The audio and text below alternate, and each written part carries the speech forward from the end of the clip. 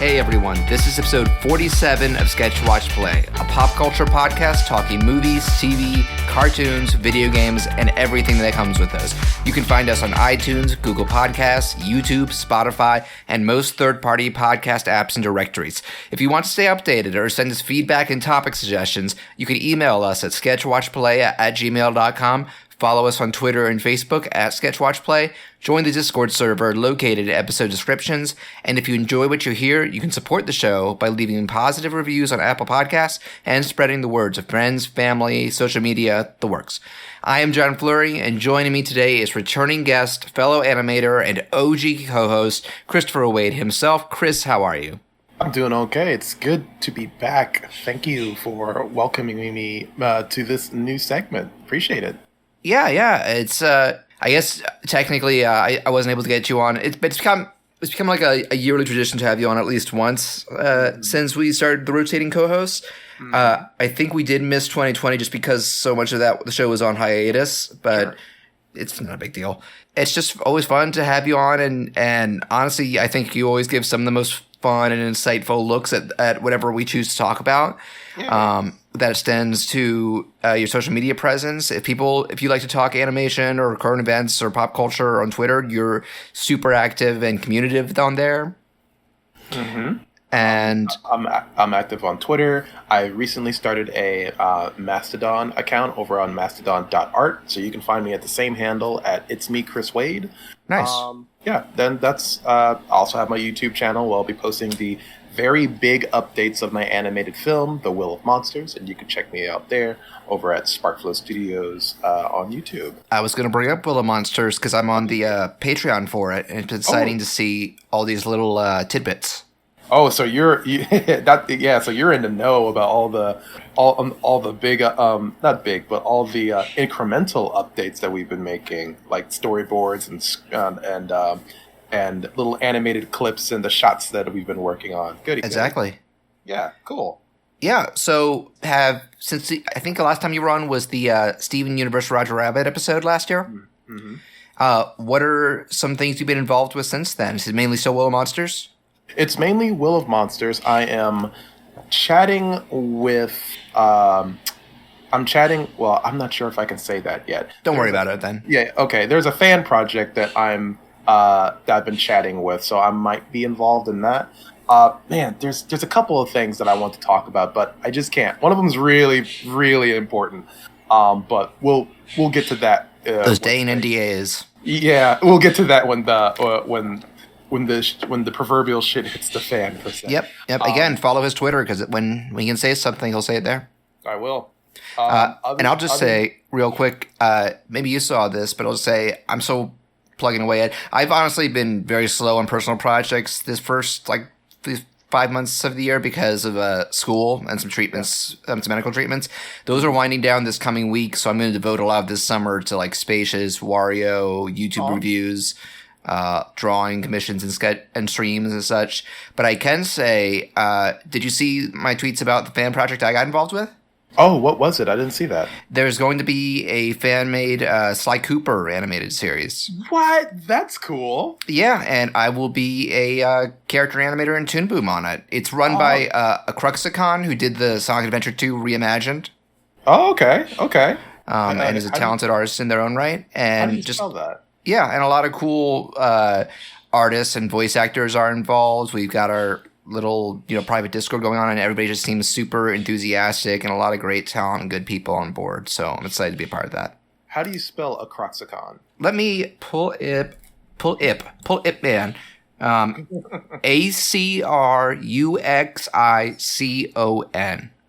And the show will be called Rise the Legendary Thief. I think it's going to be its own kind of fan reboot rather than trying to follow the games, but it'll have the same characters. Okay, I'm seeing a little bit of it now. Yeah, cool. Okay. Yeah, so stay tuned for stuff on that. That obviously we'll post it on someone else's channel and such, but I'll be sharing the word of it on YouTube and social media.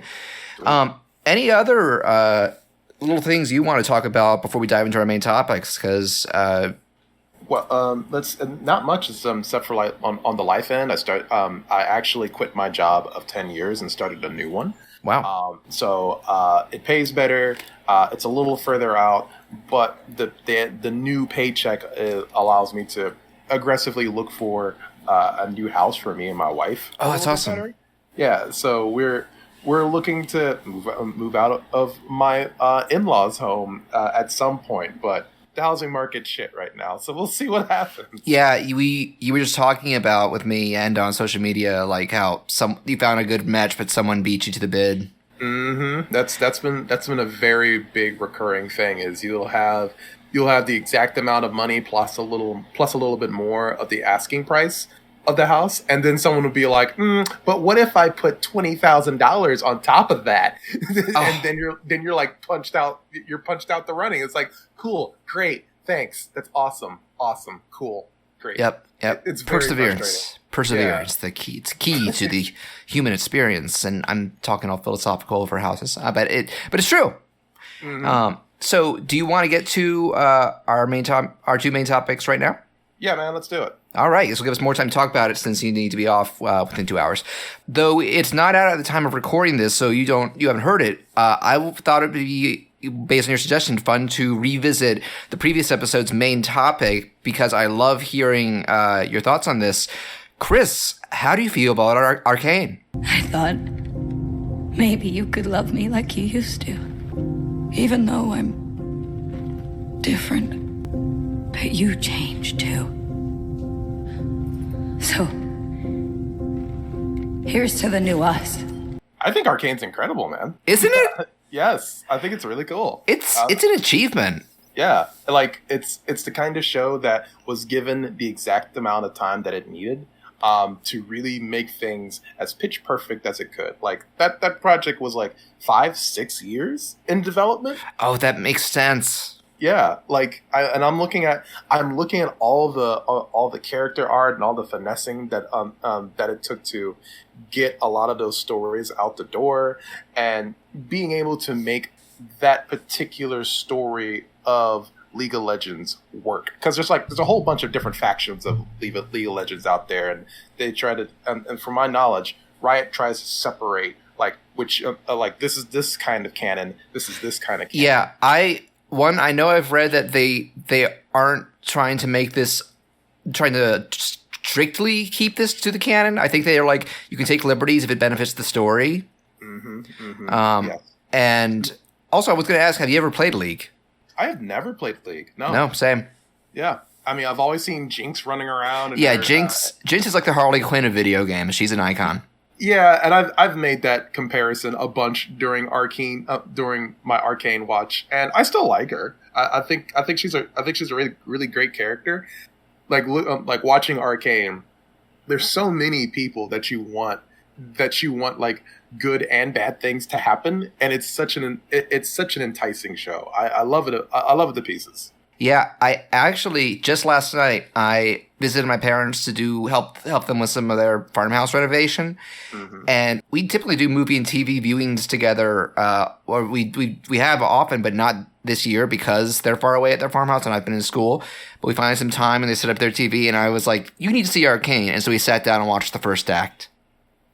Yeah, that'd be awesome. And they seemed to genuinely enjoy it. And my mom's main takeaway was both the art. Even she could recognize what a achievement the art style was. Aw, that's cool. But she actually, when we got to into episode 3, she brought up like her admiration. And I didn't bring this up in our episode, so I thought I'd bring up the fact that there's so many like backing vocal songs tied to like emotional moments and key moments. Yeah. It really, they really help like sell those strong emotional beats whenever they arrive. Like the goodbye song plays when that's when she brought it up. Yeah, when Jinx was a kid and she just had that blowout with Vi.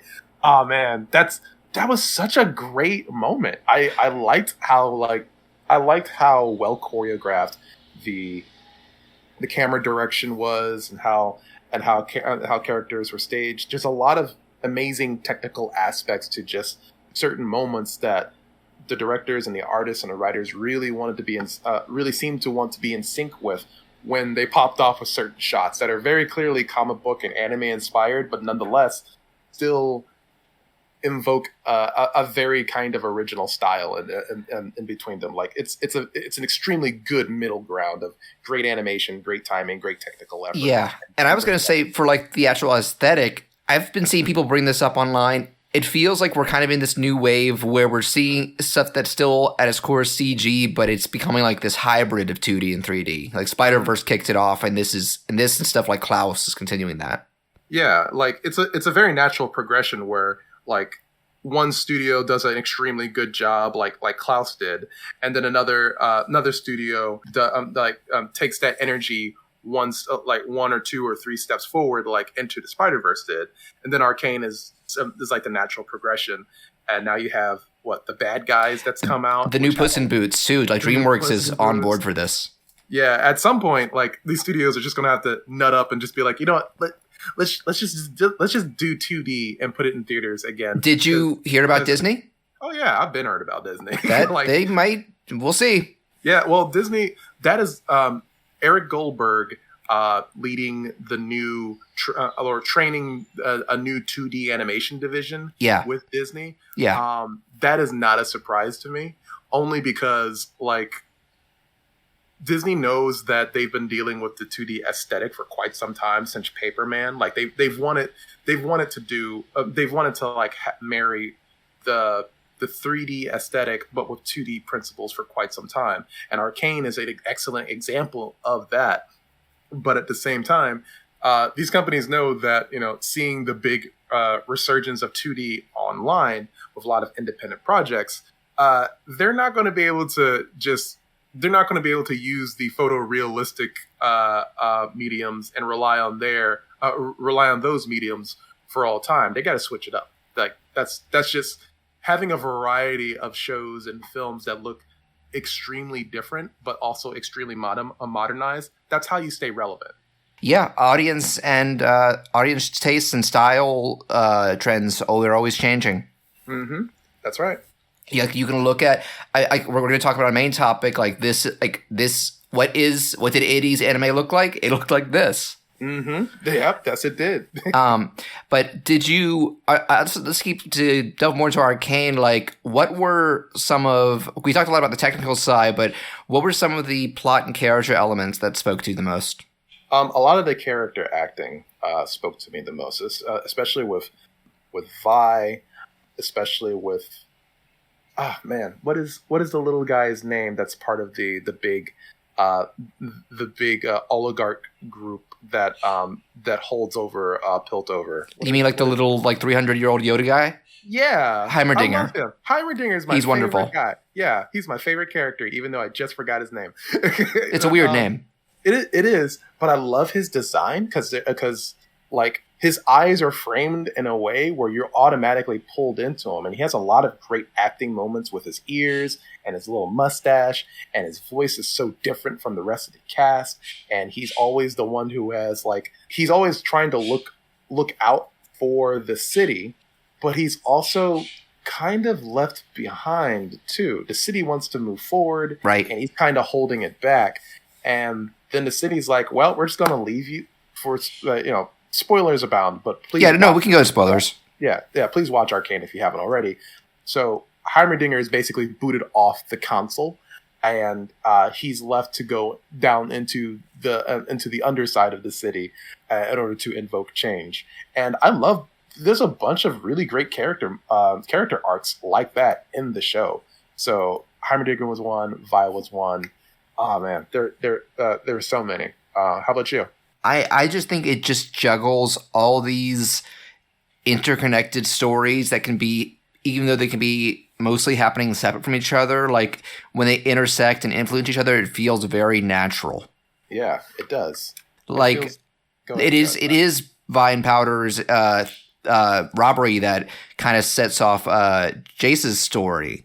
Mm-hmm. And then later he teams up with Vi again. Not even I don't think either of them even realize that earlier occurrence.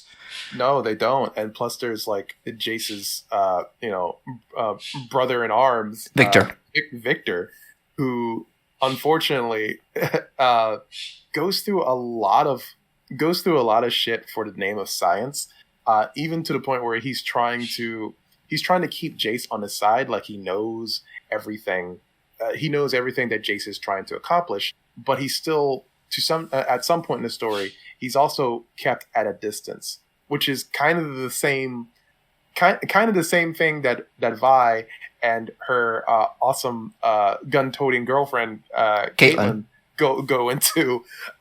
Like, she is also kept at a difference and kept at a distance, and both of them have a very, very natural interplay with one another, because one, she's a cop. Vi naturally, obviously hates cops because they killed her and Powder's parents at the beginning of the story, and seeing Caitlin and Vi grow closer together, even though that they both still have that emotional canyon between them, you can feel it, you can see it happen with a lot of these characters, even with Echo and Jinx.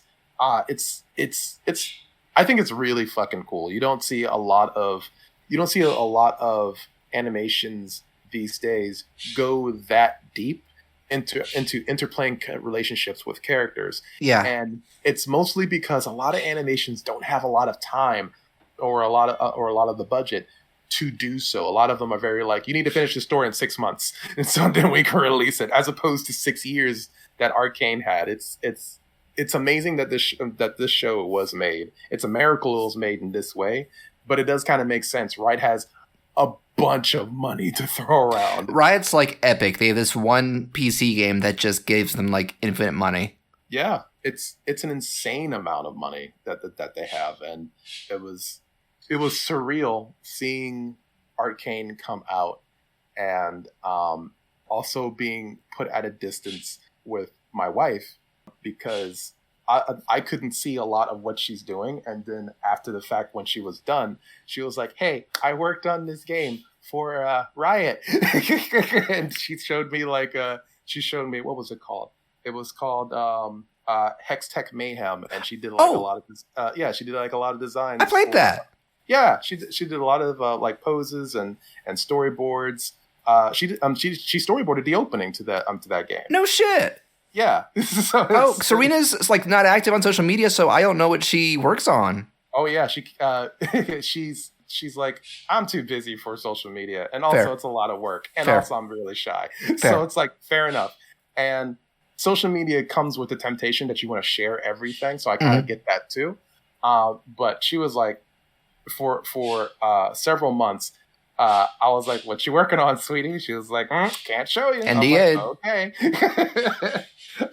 But then it came out, and she was like, "Here it is," and it was amazing. Yeah, it's a cool and gorgeous game. Yeah, if you're able to pick it up at some point, please check out Hextech Mayhem. It's really fun, and isn't Heimerdinger in the intro? He is, yes. He plays a different like member of his race, but he's a game character, so he's in multiple iterations. Yeah, it's a different timeline dimension. It's a different iteration of the same story, essentially. Yeah. So Heimerdinger is voiced by a different actor, I believe, and his design is a little different, but all in all, it's still Heimerdinger, and you're playing a member of his race that just wants to blow shit up. And honestly, mood. So he runs around and just like, he also does it musically. Like, yeah, he when you're like blowing up things to the beat of the song. Isn't it from Choice Provisions, the Bit Trip people? I don't know. Sweetie. Oh, she's doing her thing. And I'm Googling it now. Okay. Hextech Mayhem. What was the developer on that? Choice Provisions? Was Choice Provisions. Yep. Yep. Yep. Okay. Thank you. Thanks, Serena. Yep. John says thanks. Yeah, that's right. Choice Provisions. Yep. They have tons of experience with that. Yeah, I will say I'm looking at the reception right now, and it says it's on both PC and Switch. It might come to other consoles sooner. PC version runs great, but the Switch version apparently had some issues. Yeah, so I do have to agree with that. I wish it was a little bit more accurate on the Switch. So if you have the option, go with PC. Yeah, but it's still a great game. It is. I have fun with it. It is, and yeah, it's just we talked about it. I talked about it with Ben, but we do know that they're working on a second season. So I got to ask you, what are some things you'd like to see in it? I'm hoping Jace's girlfriend lives. Councilwoman Moderna. Yeah, I really hope that she is not dead. But I am purposely not looking into the Arcane wiki to see what's going on, because as far as I know, these events happen before the current timeline of League of Legends. Yes, this is like an origin story for a lot of the characters. Yeah, so I'm looking forward to Echo and Heimerdinger, passing and like trading notes and figuring out the mysteries of the world that they live in. Silco's dead, which is a shame because I really liked his character. Yeah, he was a good villain. Yeah. Looking forward to what happens with Vi and Jinx, obviously. Like, their relationship is still strained, and Jinx has made her choice, and I don't know what happens if Vi decides to take up Echo's charge and just be like, fuck it. I don't think that'll happen, but she's always going to be in the middle of the lane, and that conflict is a big part of Arcane. I think the really difficult part about writing those two characters is finding a resolution between the two. And whether that means they both got to come to blows, they both have to have an actual fight. Who knows? I'm very interested to see what happens. Yeah, if they're going by the games, my guess is maybe it'll have to end with them accepting that they got to go their separate ways. Mm-hmm. Like they just have to accept the fact that things didn't work out. But I'd say my two big things are I'm curious to see more new characters or expand on certain characters. Like, the councilwoman's mother is going to be a bigger force since she came in so late. Yeah. Who was a great character. Mm-hmm. And honestly, I want to see more of this world because we stuck to the city. Yeah. And we got the main glimpse we got is Jace's origin story with like the blizzard and then like being transported to that Sound of Music Valley. And I know there are obviously more because the Arcane is a mix of heroes from the game and original characters, and I'm just curious to see what they can do to expand the cast going forward, both with familiar faces and new ones. So who are your top 3 favorite characters in Arcane? Ooh, put me on the spot, but I definitely think Heimerdinger is one of them. He's an immensely likable character. Let me think. Between Vaya and Jinx, that's a tough one too. You know what? I think Silco would be another one. That's a good one. Yeah. You know what? I'm gonna do a wild card because I don't think he's from the game, and he's not in the whole season. But I really dug Vander. Oh yeah, Vander was pretty cool. Yeah. It was a bummer but I kind of got a sense that he came off a character like for these characters to grow, they have to lose their father figure. Yeah, there's rumors that he might come back, but I'm not seeing it. Like that was a very dead moment. Like we saw him die. There was a pool of blood behind him. He got stabbed multiple times. He fell out of a building. I'm like, that'd be a stretch, and I don't think he's from the game. So yeah, we'll see. We'll see what happens. I do know that people are pointing out some stuff like, have you seen what Victor looks like in the game? Yes. So he's in the council. So I'm like, I think he's going to survive that bombing, but he may need some augments or something. He might. We'll see. Yeah, and I can. And also, Jace is a character from the game, so if he's killed in that explosion, that's going to be like, okay, we're deviating from the canon. Yeah, I wonder if all and no cards are left on the table, like if they're ready to like do something different, or like ready to like stick to the continuity of the game while making slight alterations. I don't know. We'll see. Yeah, it is a mystery. All we can do is speculate and avoid spoilers. Yes. My closing thought, I will just be like something I talked about in the last episode somewhat aged poorly because I'm going to go through the speech that I said. I guess I mostly talked about talking about like seeing cartoons that are leave me very inspired and hopeful for growth. Like Steven Universe was one we talked about that despite being a kid show was willing to take on some heavier topics. And this is like a truly mature cartoon that has also been doing very well. And I'm just like, I think I just said something like, boy, it sure is great seeing Netflix invest in stuff like this. And for those not in the know, this has been a shit month for Netflix. It has. They have canned a lot of promising projects, most notably a Maya and 3 spinoff and Bone, and just kind of lost a lot of good reputation. Most recently, they lost a show which was centering around South Asian voices called Boons and Curses. I saw a little bit of. I'll actually link an article from the show from I think the creator in the chat here. Yeah. Here describing it. But Boons and Curses was pretty high on people's radar. Let's see. It looks like it was from a staff writer on the show. Okay. It's a shame because, like, reading the article, it sounded like a really cool, very influential project. Yeah. And because Netflix has, to put it in a very forgiving way, grossly mismanaged their funds, their money. I'm not surprised, though. I'm not surprised. And they think that, the new direction has to go from becoming everyone's favorite place to see shows to this is the place where we adhere to our audience. Of course they're going to lose followers, right? They already have. Yeah, of course they're going to lose subscribers and continue to bleed people, right? Like, there's no amount of trying to blame it on password sharing or trying to blame it on inflation that's going to make this go away. That's going to make it worse for them. Yeah, this is their fault. Every company that big will want to continuously expand, and they're going to have a bunch of competition. But that doesn't mean you treat the shows and producers and creators that you have like total shit.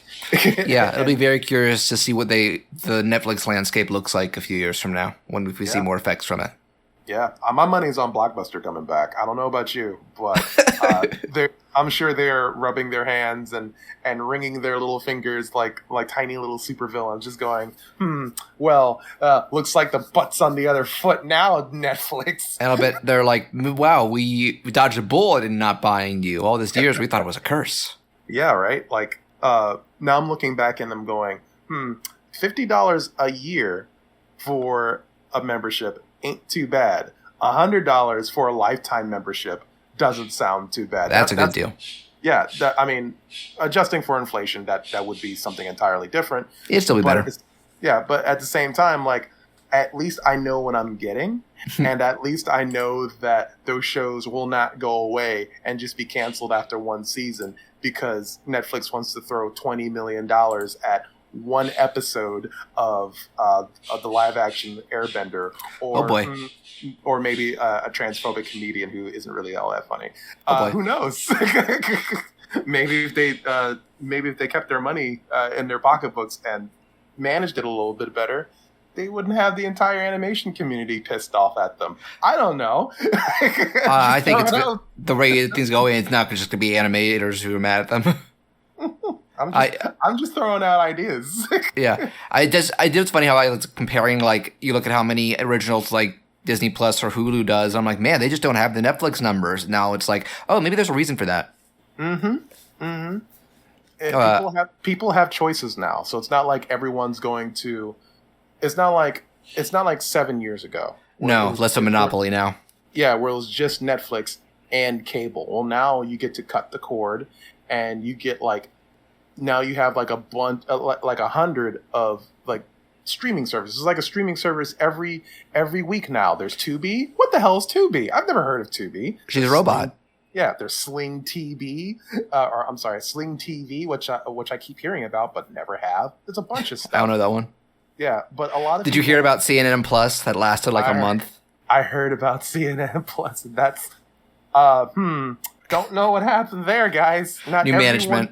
Not everyone wants to subscribe. I don't know how many times it needs to be said. Not everyone wants to subscribe and be locked into a lifetime subscription of monthly bills. Nope. Sorry. Nope. I only have so much money. Mm-hmm. But in conclusion, screw Netflix, but also go watch Arcane and support Netflix. Find a way to support Netflix. I'm not saying go out and pirate it. I'm just saying, like, if you have a friend and use their account and they have a Netflix account, you could go over their house and watch Netflix. They're not stopping you. Yeah, technically I'm already under my parents' Netflix, so I just bumped the viewership a little bit, but I didn't add my own $10 or whatever it is monthly. Yeah, go over to your friend's house and watch a couple episodes of Arcane. Netflix can't stop you. They'll come over to Mr. Netflix will come over to your house and slap the remote out of your hands. Mr. Netflix. Mr. Netflix. It's me, Mr. Netflix. He crashes through the window and he has the big red N on his head. It's just that is his head. He's a letterhead. He's a letterhead. That'll be $60 a month, please. No password sharing. $16 a month. I'm sorry. That's my bad, as opposed to $8 a month like it used to be. Jesus. He's like Jay and Silent Bob. He goes to every house of somebody who's account sharing and just beats the shit out of you. God, yeah. It's asinine. Okay. That's business. Do you want to get to our main topic? Yeah, let's do it.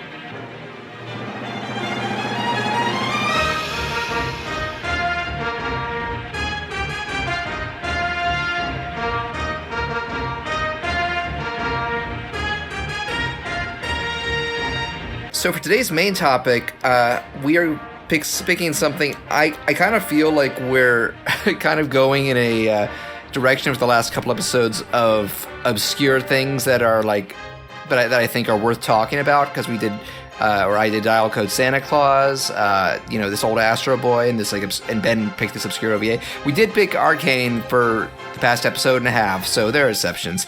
But now we're diving right back into something that's a little more niche, older cult, but is definitely worth your time. So I'm going to start with Chris by asking, what is your history with the 80s anime film Robot Carnival? My history with the 80s anthology with this 80s anthology is that it suddenly popped up on my radar as a kid in the old decade of 1990, I believe. Yeah. This show appeared on the Saturday morning anime block of Sci-Fi Channel. Yes, it did. Somehow, I mean, obviously I had the Sci-Fi Channel. It was like channel 71 or some shit, 75. I don't know. But I was way too young to look at this imagery, and yet here it was. Now, it's not an especially gory kind of film, but it is the way it's staged. It is very cinematic in its violence. Like it's very deliberate on what it shows and what it chooses not to show. It's very visceral. It's quite atmospheric. This shit kind of opened my eyes to anime when I was a kid. Yeah, that's what I hear a lot of people have had that with, and a lot of other stuff that was aired on channels like Sci-Fi, TBS, and occasionally Cartoon Network in like the pre-Toonami days. Mm-hmm. It was like that first wave, kind of like spearheaded by Akira. Mm-hmm. And speaking of that, that was both that and Robot Carnival were localized by the same company, Streamline. Oh wow! So they play a big part in helping this sort of to get some exposure. Not on the same level we're used to these days. Like I feel like that 1-2 punch of Pokemon and Dragon Ball kind of cemented its place over here in the late 90s. Yeah, it definitely did. But the 90s before that were a very different time for anime fans. Like I wouldn't count myself an anime fan until, it's funny, I think my first exposure to anime as a kid was those early syndicated runs of Sailor Moon and Dragon Ball. Mm-hmm. And I remember looking at those and being like, there's something different about this art style. Like the way the eyes look, the way the mouths move. And I think I found out through magazines or something soon after, like, these are Japanese shows. And I'm like, okay, so they have a different look over there. I had the benefit of like my dad being sort of into anime when he was a kid too, because he was when he was growing up, there was obviously like Speed Racer and Astro Boy. Yeah, those are the big ones. Yeah, and Ultraman, and they had their own they had their own syndicated runs. Right. So he showed me like Speed Racer, and he was able to tell me like nope, they're not. I was like, why are they in a different language? And he was like, well, they come from a different country. It's not like they're from like China or whatever. They're from Japan. I was like, what's a Japan? Obviously, obviously going through my history and geography books at school, I was like, I see now. See, before I knew I was really into anime, I knew that Nintendo and Sega were Japanese. So I was like, yeah, the Japan makes awesome stuff. Mm-hmm. Absolutely true. Yeah, so myself with this movie, I feel like most people who love this movie did discover it in the 90s. I am much later than that, but it still is it's still long ago enough that it's a nostalgic thing. I discovered this in college through like BitTorrent. Cool. Like we're talking like 2006, 2007, my original Art Institute time. Wow. And I think I might have heard the name, but I just discovering it, like something about this movie really clicked with me at the time. I think it's because there is so much like obvious creativity on screen, like more than you would think of in mainstream animation of this like caliber. Yeah. And I just kind of fell down a rabbit hole for a little bit. This was because it's worth noting. We'll get into its distribution, but between the initial VHS and TV run, and the modern day Blu-ray and streaming release, this was hard to find. We went through that whole initial DVD boom in the 2000s, and there was no American release. Wow. There was an old one in Japan, but it was very out of print. And eventually, I found a transfer of that. And not only did I hold on to that, and even I remember I got not a Blu-ray, but a DVD burning drive, and that was the first thing I burned onto it, so I could play it on like my PS2. Smart, yeah. Streamline did some merchandise of it, as it was a big enough hit for them, and there was a trading card set that I bought off eBay. Really? It had both a bunch of like high quality screen captures and like concept art on the back. Oh, that's cool. It was cool. I don't know where they are now. They might have gotten lost when I moved. No. Beyond that, I naturally, because this is an anthology that is mostly reliant on music and sound effects and not dialogue, I found MP3s of the soundtracks. It did get a worldwide CD release back in the day. I still have those on Spotify. I uploaded the English language version of one of my favorite shorts, The Tale of Two Robots, it's now one of the oldest videos on my YouTube channel, like the first one that got a significant viewer count. Cool. Yeah, I think I've seen that on your channel, yeah. Yeah. And lastly, man, I wish I did some digging today. I wish I could have found it because I'm confident it's not gone. The one animation cell I own is also from that short. It's like a side shot of the big Japanese wooden robot taking its first steps. I got it at Otakon 2007, and I'm sure it's somewhere around here. Oh, that's wild. Cool, dude. Yeah. But getting into this movie, so the initial concept, this is, I think, representative of, because me and Ben talked about the kind of heyday. Like the 80s was a very unique time for anime. Yeah.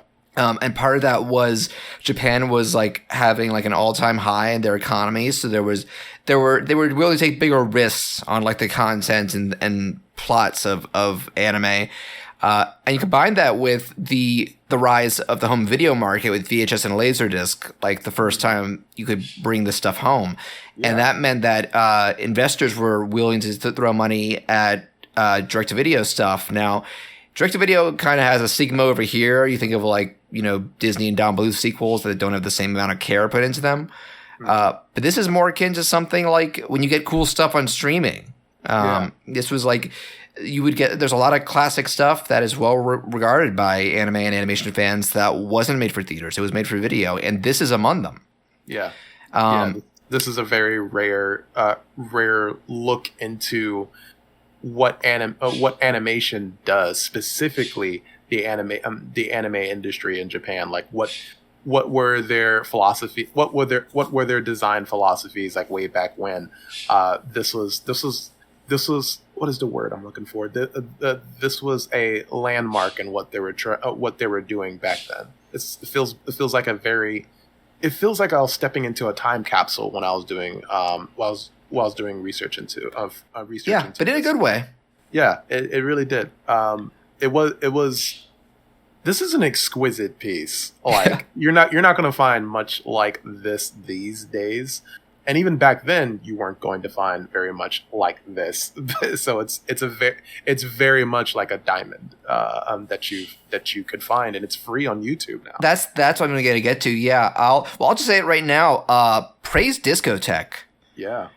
For those who don't know, they are a American anime distributor. They do put some stuff on Crunchyroll, including this, but they are still keeping, keeping the physical media train alive with like a lot of licensed rescues and now remasters with Blu-ray of older stuff that hasn't gotten that treatment here before. Actually, going back to an earlier episode, they are the Blu-ray distributors for Little Nemo.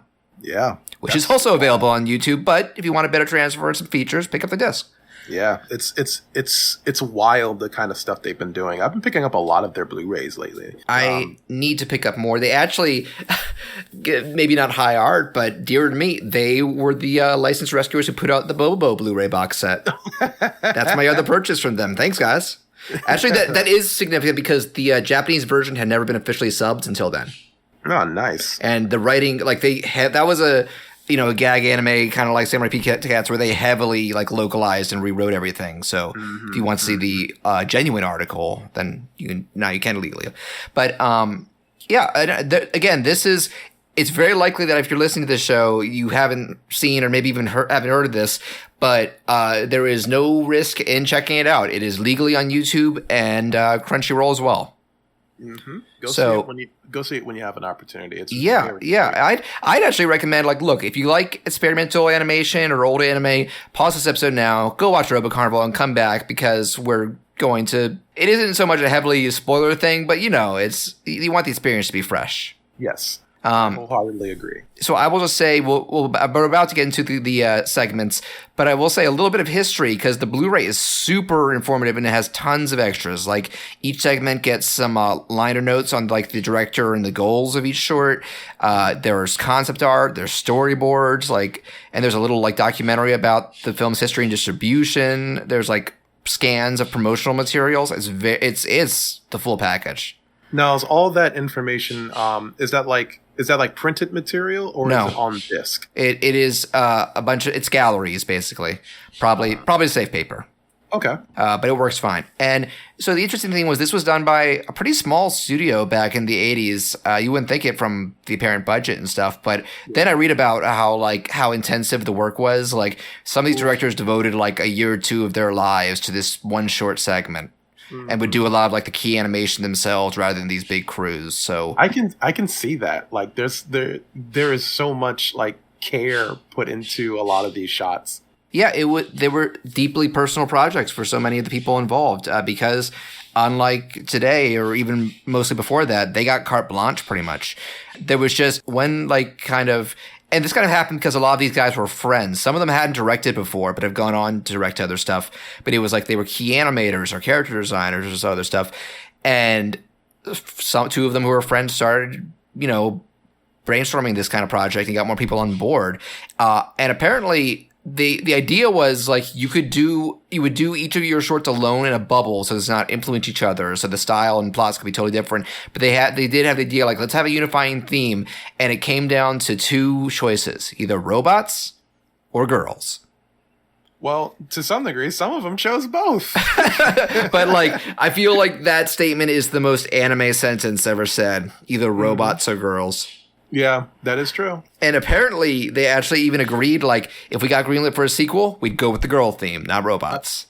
I mean, I really hope that they do have a chance to make something again like this, like another anthology season. I would. Well, it's not the same studio or brand name, but I would recommend Genius Party. I saw the first one of those. That's like the closest thing to a modern anthology. Yeah, there's another anthology called Memories. It's not as expansive. Yeah, it's three of them, three longer ones. And there's only 3 shorts, and they're all quite good, very good. I would be remiss to say, I would be lying if I said that I didn't want another Robot Carnival anthology. Give me more anime anthologies, please. Please. That's all I'm trying to say. You get so much raw creativity and like imaginative visuals in it. Also, you brought up Memories. One linking short between that and another anthology from around the same time called Neo Tokyo was the involvement of one Katsuhiro Otomo, a.k.a. director of Akira and author of the manga. And before and after that, he would dip his toes into these anthologies. And I guess we can start getting into the main topics here. He directed the opening and closing, the only recurring segment, which is the titular Robot Carnival, where we start on Tatooine, basically. That Panda Kid does sound like a Jawa. Yeah, it does. It does feel very, very that the opening and the closing feel very otherworldly, and a lot of these do, but I think a lot of these feel more dystopian or futuristic.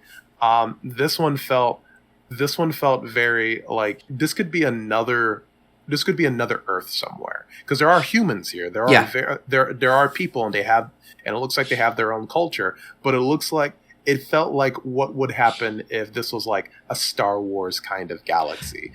Just complete with Sandcrawler. Yeah, did they have a giant fucking Sandcrawler? Just, without the lightsabers or without the Force or without the weird Jar Jar Binks characters and shit like that. But Jar Jar's the key to everything. I'm going to log off immediately. Don't blame me. That's a George Lucas quote. Oh, was it? Jar Jar, he's the key to everything. Oh God, I didn't know that. Look it up. He is the one who gives the trade like Palpatine power in the second thing. So you could say, oh, it's all his fault. So he's the key to everything. Yeah, I remember that. That's anyway. Anywho, the opening of Robot Carnival, where it has like this massive giant robot, or not even a giant robot, really, this massive mechanical abomination that has little robots in it. That has it's like a hive. It felt like it's like a hive of these tiny robots putting on a show in a way where it felt uncaring and and uninterested in the audience itself. Yeah, like collateral damage be damned. Yeah, it was put on autopilot for whoever was going to see it, and God help you if you were the one seeing it, because this giant automaton just bum rushes an entire small village of innocent people and goes about its business like nothing happened. I'm like, whoa, all these exploding ballerinas, and it's darkly humorous because even though there's not on-screen death or blood and gore, it's clearly people are dying during this. But yeah, I always think of this one shot where like you see a bunch of people like almost hovering in the air, like in their animals as they're getting thrown about from explosions, and it's just so goofy. Yeah, it's very comedic, and it's every one of these shorts has a little bit of darkness in it. Oh yeah, and to varying degrees of that. And the intro and the outro were very much like this is the life that these people live. That they have, that even under normal conditions, if you could call it that, life is hard for these people. But one of the things that they absolutely have to be aware of is the giant fucking robot with the anthology logo on the face of the front in English. And it's like this poor kid is trying to warn the townspeople, and they're like, I don't know what he's talking about. He's saying something's coming. He's like, screw you, I'm getting out of here. Yeah, that kid bounced. He was like, I'm not dealing with this. Yeah, that kid was gone. Yeah, because like 10 minutes later, like in story time, Robot Carnival arrived, and that was the end of that tiny village. We'll actually revisit this with the outro because the credits give a little more world building context that raises more questions. Oh, really? How do you mean? Oh, maybe you didn't get that version. We'll talk about it. But let's move on to the first independent segment, that being Franken's Gears. Franken's Gears, okay. Yeah. Or as I call it, like kind of just like, this is one of my favorite pieces in the movie when it comes to setting a mood, especially after how bombastic the opening was. Here's something almost entirely about atmosphere, about this lab, about these dark and gothic and this lightning and this kooky little man running around. He's very, very eccentric little zany, cartoonish man who is obviously a mad scientist. I like the way that he was holding the globe of the earth. Yeah, and there's an opening like art of his hands enveloping the world, so I don't think he has the best intentions. No, which good for him. He's actually kind of incompetent because it doesn't work out. Yes, for the world. But yeah, this and again, this is kind of interesting. We're kind of similar to Fantasia for the most part, because I've heard like this is the closest we got to an anime Fantasia. Most of the segments are just audio-wise music and some sound effects. There are two that have full dialogue, but they're the exceptions. So this, I'm going to call him Dr. Franken, because I'll assume that's what the title's going for. He is wildly expressive, gesturing, like googly face, like very broad expressions, but he never makes a single vocal sound. They got to get it all across through the visuals. So anime is not the kind of medium that I would define as cartoons every so often. Most often I wouldn't identify it as such, only because like anime is usually very cinematic, very detailed and comic booky approach. In essence, they are cartoons. Yeah. But they're shooting for a different vibe when it comes to certain audiences. But in something like this, where the main scientist is very expressive, and you can get a sense that he's very exaggerated and he's having a lot of squash and stretch movements, even when he's bouncing between pulling levers and flipping switches. You get you hear a little bit of that Hanna-Barbera Foley sound effect. Yeah, like some crashes and boings and stuff like that.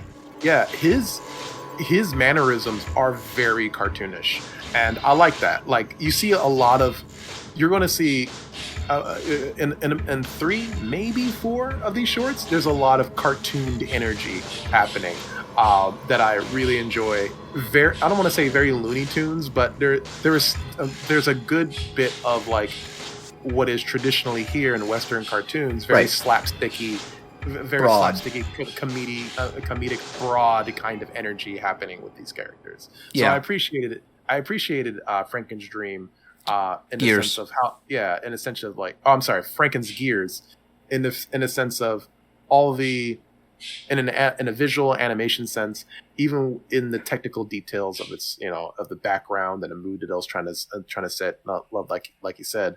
This one was actually not one of my favorites, though. It's very light on story. Mm-hmm. That's its drawback, I think. Like, you can sum up its story in like 2 sentences. I think so. I think it kind of what is it didn't grab me like the ways like the other ones did, because I kind of got a sense of what was going to happen before it happens. And it's not that it was predictable, but it was easy to understand in a way that wasn't very entertaining for me, at least narratively wise. That's fair. I definitely loved the technical aspects of watching it, getting a sense of, like you said, the atmosphere and the mood, because it does have a very gloomy kind of feel to it. Yeah, but it's also kind of balanced with the manners of the Doctor, so it's not overbearing. Yes, absolutely. I feel like that was a conscious choice. Yep. And just some really gorgeous environmental and mechanical animation. Like, the liner notes talked about what a nightmare some of it was to pull off, because this was before computer assistance. Oh, really? Yeah. This movie's completely cells and can paint hand drawn. That's right. I don't know why I thought differently. Like, I'm so used to like digital I'm so used to like digital animation now. Yeah, we all are. That looking at something like this, you forget it's paper. It's pen and ink for cleanups. It's raw arts and crafts. All physical. Yeah. Jesus. Yeah. Which was much more of a headache back in the day. Yes. God. So mad respect to people who could pull off these sort of visuals back then. Yeah. Anything else you want to say about Franken's Gears? I think I'm good on Franken's Gears. All right. I still think it's worth the watch. Yeah. All of these are worth a watch. It's just how you'll, because we're going to do personal rankings. I asked for you to do that, and I did mine as well. I'll say right now, this one actually is pretty high on my list. I really dig the mood it pulls off and its title character. Okie dokie. So now we move on to Deprive, or Video Game the Anime Short, because this one really is like they took an NES game premise of damsel in distress and handsome boy hero fighting a bunch of monsters to save her. Like, even though the music, the style of it in here, I could imagine they're like getting some chiptune equivalents. So what was the name of this one again? Deprive. This is the one where the girl takes taken by like the glam rock guy, and this guy goes to like another planet and fights. It's basically fighting a bunch of robots. You need to deprive these nuts. I'm sorry. I had to do that. Please don't mute me. No. I would never mute you. No, this one is actually really interesting because this was the first one I've ever watched. Oh, because they would sometimes air the shorts individually or out of order, so... Well, when I saw, if I remember correctly, when I saw Robot Carnival, I was actually watching... They actually were showing all of them back to back, but I happened to turn it on in the middle, and this is the one that I saw first. And I could see it catching your eye. Yeah, it definitely caught my eye. This was like, oh my god, like the color, the color choices that they chose in the beginning with the robots invading the town, like that's those stark reds and those hyper violent long ass wires just peering into frame, all on ones. I believe the visuals are very comic booky, and it's extremely. It's hard to not to look at this and be like, man, anime is really something different, isn't it? Yeah, and I feel like this is one of the most like representative of what was the 80s anime aesthetic. Yes. Because a lot of stuff I've seen gives me similar vibes in the character, and environmental, and design, and action. Now, I will say this is one's going to be a little low on my list because I think it is one of the most conventional shorts, and I think the stuff I admire from this is because they're unconventional. That's fair. But honestly, I would also rank it lower on my list too. Yeah, but that doesn't mean I don't like it, because there's a lot of cool. Actually, one of the visuals that's always stuck with me is his first fight, and there are these like bulky robots with these like extending tentacle arms that he has to like run and weave through. Mm-hmm. That's something that sticks with you if you're into animation.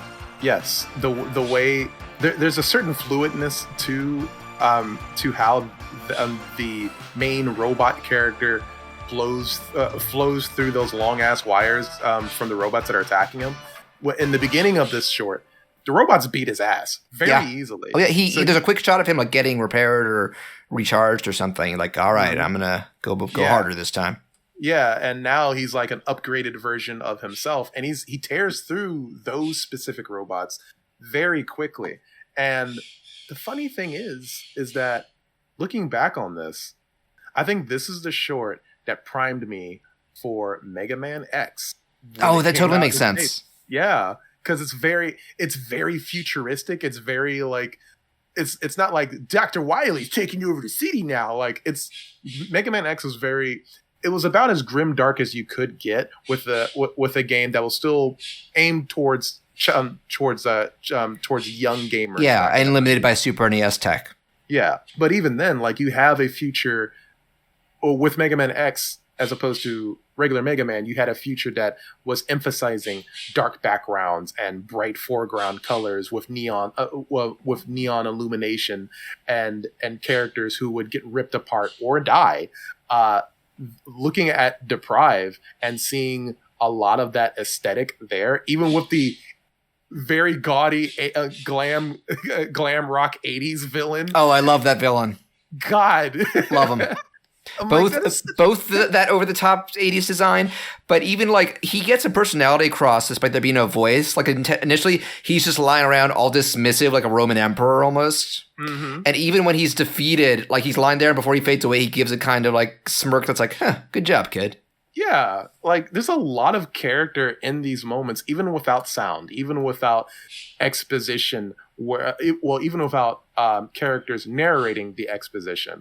Like there is so much energy in this, right from like the guitar riffs and the main robot character ripping off heads of other robots, and he stands in the middle of the explosion, and you're like, oh my god, that's so radical. He's so cool. It's so fucking cool. And how can you disagree? Because look at it. It's like awesome. It's kind of telling you like, this is what I am. This is what this short is. Yeah. You're either into that or you're not.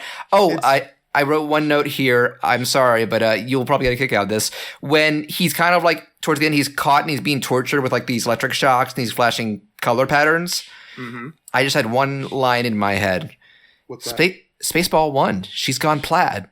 She's gone plaid. It's the plaid ludicrous speed pattern. It wasn't it? I would love it if the director was like, yes, Mel Brooks was a key inspiration for Deprive. That's funny. But yeah, Deprive is a fun. I think the only reason it's lower on my list because it's more conventional, but it is well done conventional. Yeah, I think so too. It's each and every one of these shorts gives you a different flavor of the same theme, and this flavor is nonetheless very easy to digest, but also very fun and extremely gorgeous to look at. Like even going through it again, I'm like, man, I gotta buy this Blu-ray so I can like. Yeah, because you have it on DVD. It's a great transfer, by the way. Yeah. Or also watch it on YouTube and Crunchyroll. I would love to just like sit back and just study like these frames. And Yeah, just, like, dude, then get the Blu-ray because it has art gallery. It has concept art and storyboards. Okay, I'll do that. Yeah, but our next short, I'm curious to I'm interested, really interested in that one because I think this is one of the most like renowned. That being Presence. Presence is something else, man. Presence is something else, and yeah, I would have to agree. Like, there is something. If there's any short that encapsulates the theme of robots in this anthology, like the one that does it in a way where it's very disturbing, more disturbing than any of the other. Yeah, ones. this is a haunting short. Yeah, this is the one that's just like, well, shit. this is that one. I love that it opens with this, oh my god, the cold open. The very bourgeois robot getting his head torn off. It's like, weirder than that. It's like, I want you to imagine that someone watches this short blind. You get this long static shot of a bunch of Victorian era people wandering around being like, good day, hello. And this mustache broad guy comes in. Then he gets hit by something and his head pops off and he's a robot. And jerk-ass kids are playing soccer with his head. He's like, put me down. Put me down. Oh, and the kids are like, eat the rich. It's great. It's like that doesn't even have anything to do with the story. It's just a bit of world building. Like, this is a kind of retro world with advanced robotic technology. I feel like that it is the way that it opens up, not the way that it's a cold open, and like you said, how everyone is saying, good morning, good day, how do you do, Belle? Good morning, Belle. Like that. Bonjour. And the camera's tilted at an odd angle, and you see that open window where you think something important is going to come out of there. Nope. And it doesn't. But the old man comes in front of that window and he gets his head popped off. So it automatically, like, the scene automatically directs your eye over there. It's as soon as you start watching this short, it's fucking weird, dude. Like, you're already put at a sense of unease because of the slanting of that camera and the placement of that window and the man's the robot man's head coming clean off. It puts you at such a defensive posture once this short starts. Yeah, and what follows doesn't pull back either. It really doesn't, and it's so intricately made. Dude, the character animation in this is insane.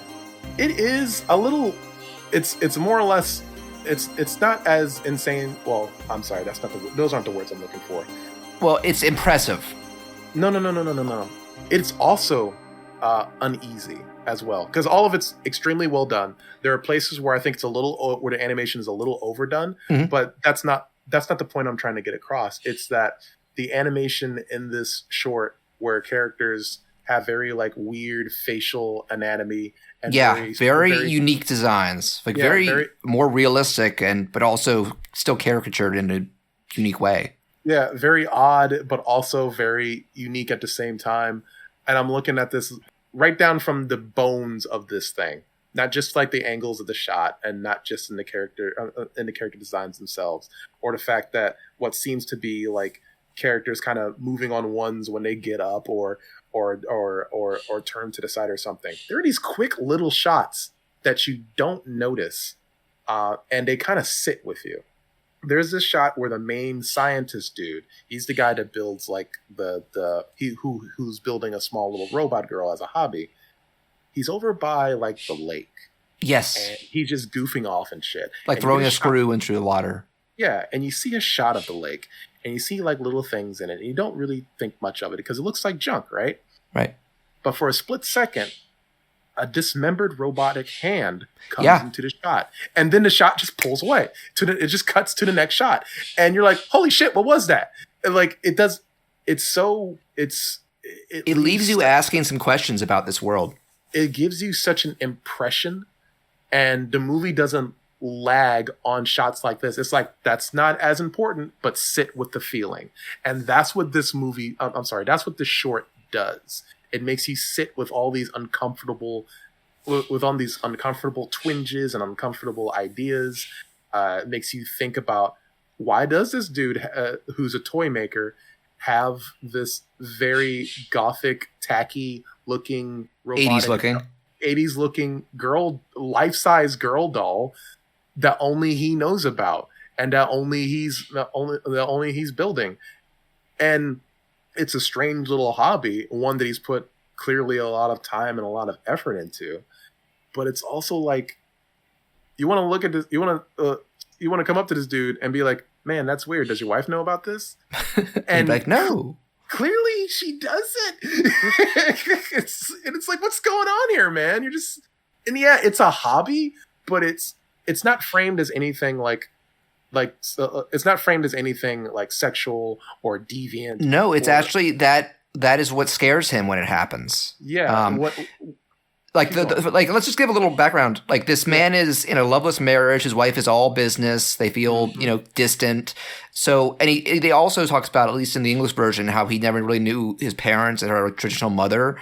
And he kind of wants to get to know like a more traditional woman. So he's building this robot girl, but yet at one point she starts asking more questions about like feeling more alive, experiencing more stuff. He even says like, I didn't program you to do this. You're acting out.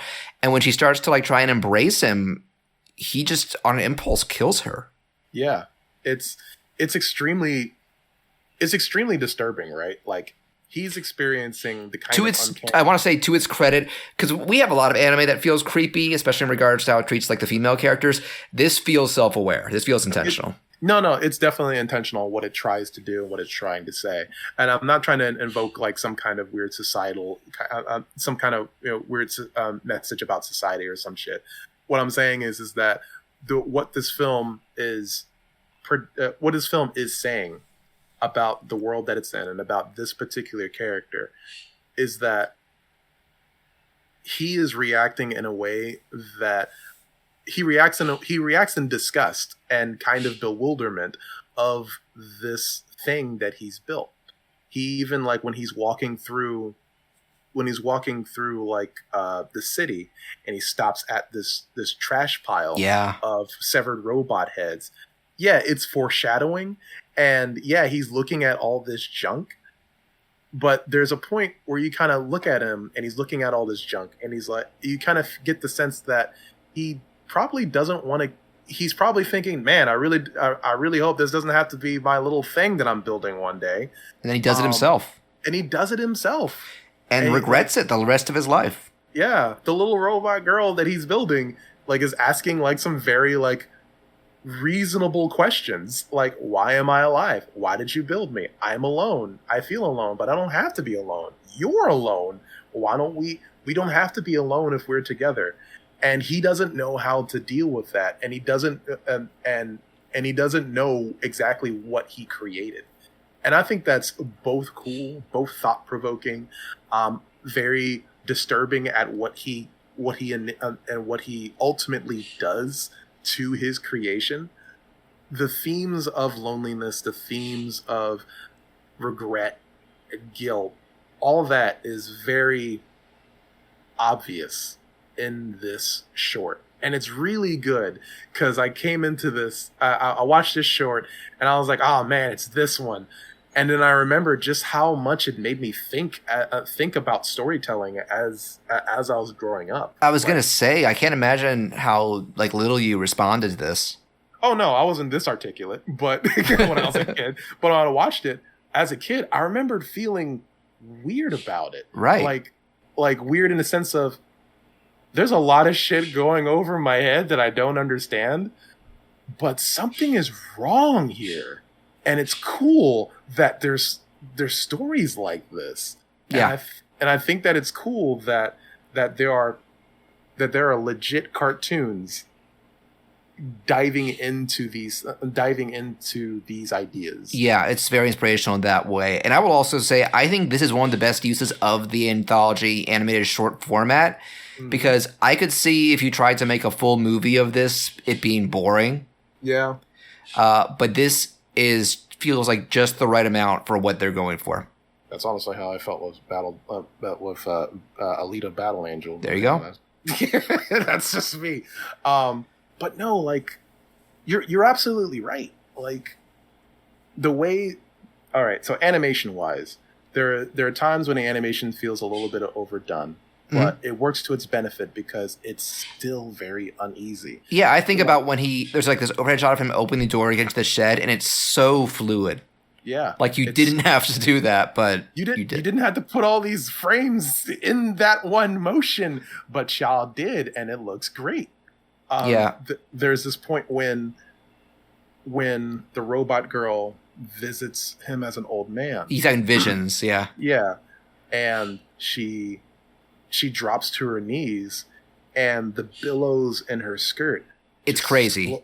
Slowly come down, and you can see every fold and every flip of the fabric, and it's amazing how that is hand drawn. Yeah. It's drawn in a way where it's a cartoon, and it feels alive. That's how I'd sum up a lot of this. I remember you talked about certain moments in Little Nemo are so fluid that you forget you're watching drawings. That's the experience with Presence. Yeah, Presence is super good. I mean, it's higher up on my list for sure, and I feel like that could be a mutual thing. This is one that's one that I feel like everybody is just like leaves everybody like, whoa, wasn't prepared for this. Yeah. But thankfully, the next short is a little bit of a palate cleanser in terms of being a little easier to digest and won't leave you feeling like, I don't know how to feel about this. That being Starlight Angel, which starts with the title screen music of Final Fantasy. It does. Though it has nothing to do with that.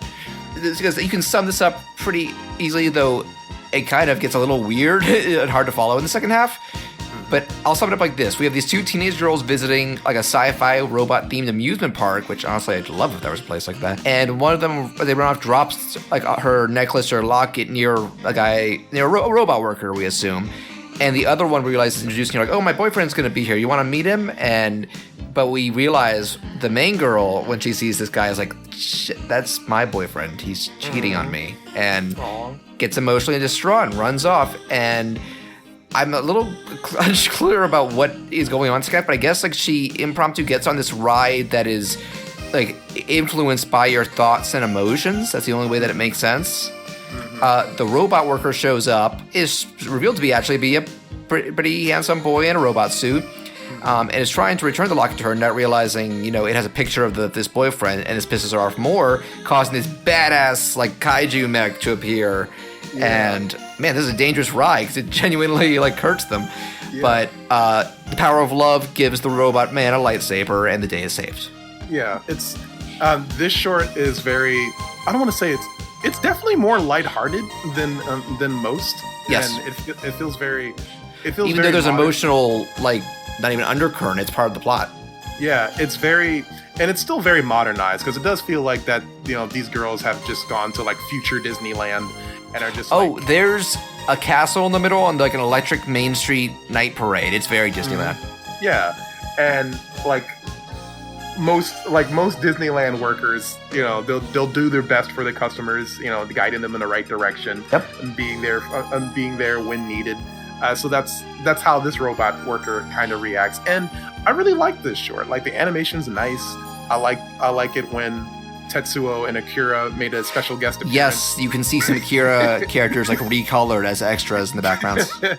I like the very 80s design of their fashion wear. Oh yeah. I like the character designs here, which I think this particular character designer did a lot of Gundam work and also worked on Bastard, I think. I am going to look him up because you can easily look up. It's pretty well documented who the directors are because each of this was just their piece. This is a guy named Hiroyuki Kitazume who worked on Zeta Gundam, Charged Counterattack, Double Zeta as the head character designer and animation director, and he mostly, I think he's still working, but he mostly shined in the 80s. Mm-hmm.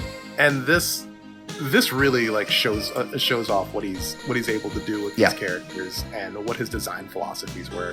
It's really neat. I definitely liked Okay, so yeah, it doesn't really make sense that these characters go on a very like dream world kind of ride after once a girl figures out that her boyfriend is a cheating scumbag. Yeah.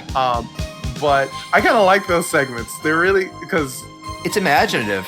it's very imaginative. It's very it gives you a bit more.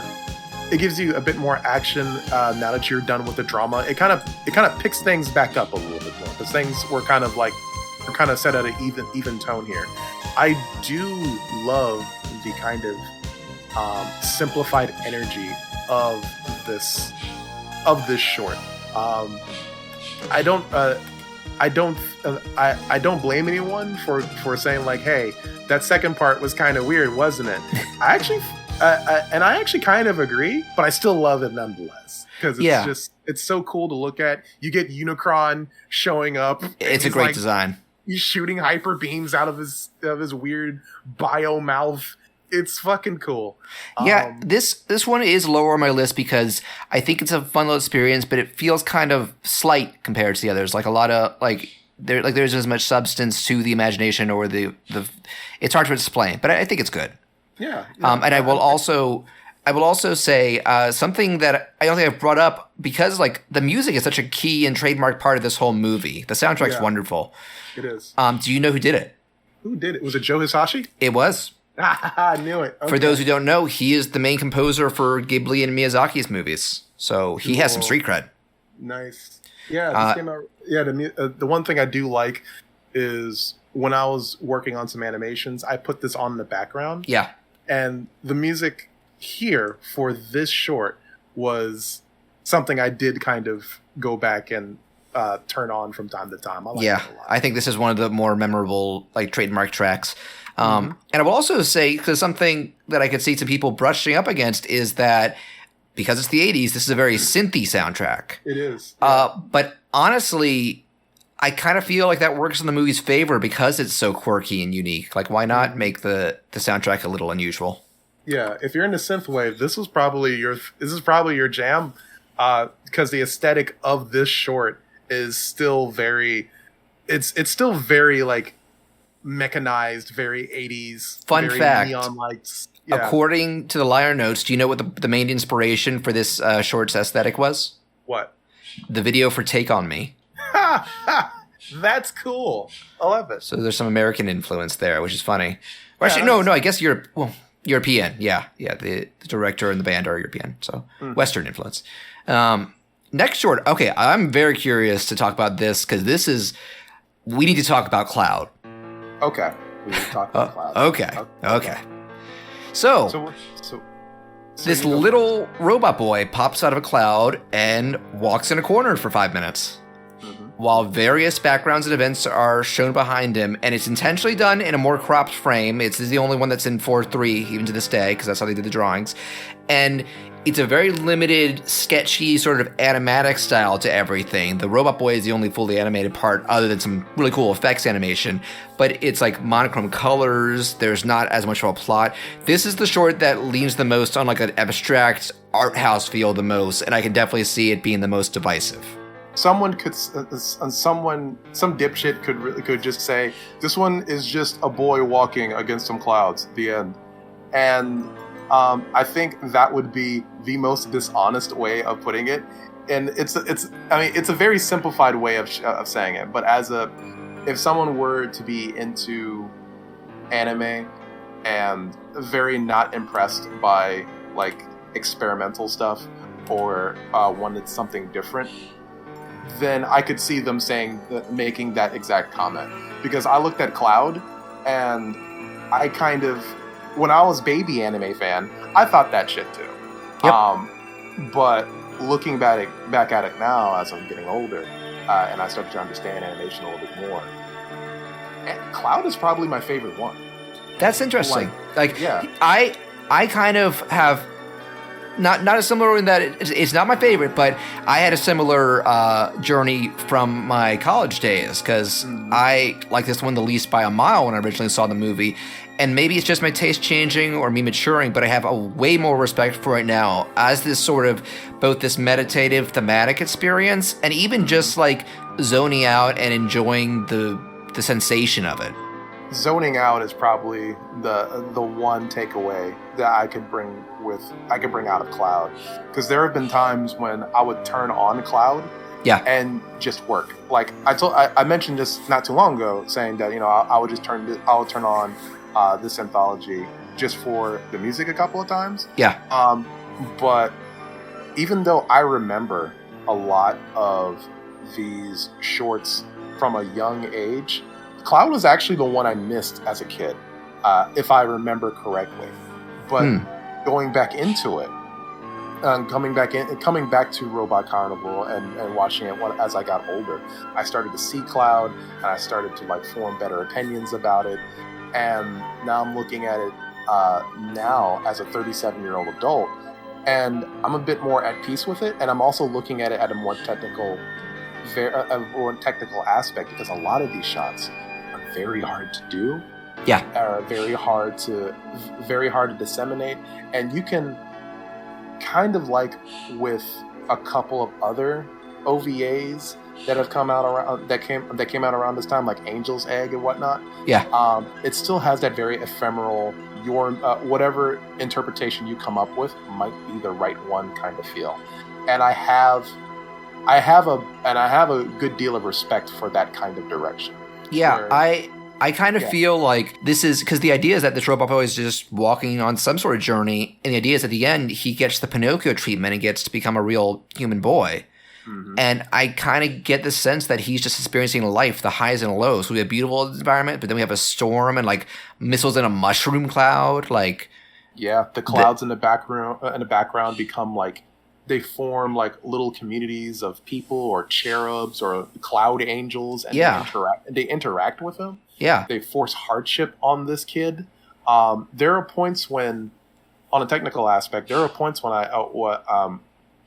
preparing for this podcast, I would go back and just check out the first minute or so of this short to see if the drawings, the animations of him walking in tandem with the wind that's pushing him along, were different every time it faded out, and I was like, is it because he's smaller, or is it because he's bigger?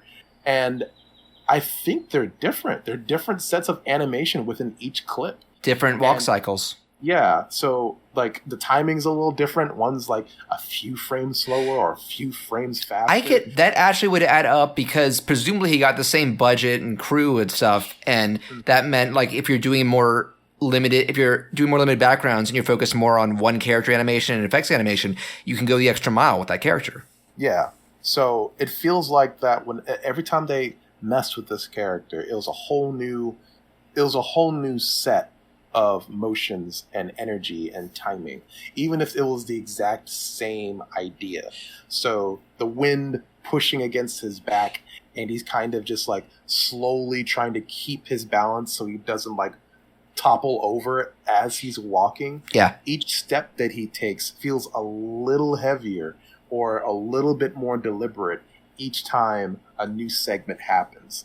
And there is, like you said, there are portions when the backgrounds explode with a nuclear weapon, or when a rocket just bursts from the ground. I think we see UFOs at some point too. Yeah, there were UFOs, or a flock of birds erupt from his cloak that he's wearing. Or there's, oh man, I could gush about this. There's so much happening in the background of this character, and how it kind of feels like that this could be his state of mind, or this could be what he's dealing with. It's very open to interpretation. It very much is, and I love it for that. I'm hard pressed to think of anything I've seen in animation that is quite like Cloud. And I feel like it's something that gets better with age, because I feel like as you mature, you might get more out of it emotionally and thematically. Yeah. I do want to bring this up, but it's just a bit of a downer. The director for it died earlier this year. Oh no, I didn't know that. Yeah, I believe all the other directors are still alive. I don't know if they're all still working, but yeah, the Manabu Ohashi he didn't do much directing besides this. He was mainly a key animator and artist, which makes sense given the approach. But yeah, I'm pretty sure this was a very personal project to him, and Rest in peace, man. You did a great work here. Such a shame. It's so. I mean, it's death happens to all of us. It happens. It's the journey of life that it feels like this director was trying to impress into this little short. I don't know, because I don't know what the interpretation is, but I do love how creative and imaginative it is, and how technically solid it feels. So, I went in expecting to put this at the bottom of my list like I did long ago, and it's not in the higher ups, but it's not the last either. Yeah. So the last couple of shorts, for me, these last two conventional shorts, we get back-to-back highlights for me. These I actually feel like they kind of saved my favorites for last. So this next one, Japanese title, they actually have these two have different titles depending on whether you watch the Japanese or the streamlined version. Original title, Strange Tales of Meiji Machine Culture, Westerners Invasion. That's a little bit of a mouthful. So the main thing they call it here is simply A Tale of Two Robots. So that makes sense. Again, this is the only other short besides Presence to have dialogue. But while Presence was, like we said, haunting, thought-provoking, kind of leaves you with lingering emotions, this one just wants to have fun.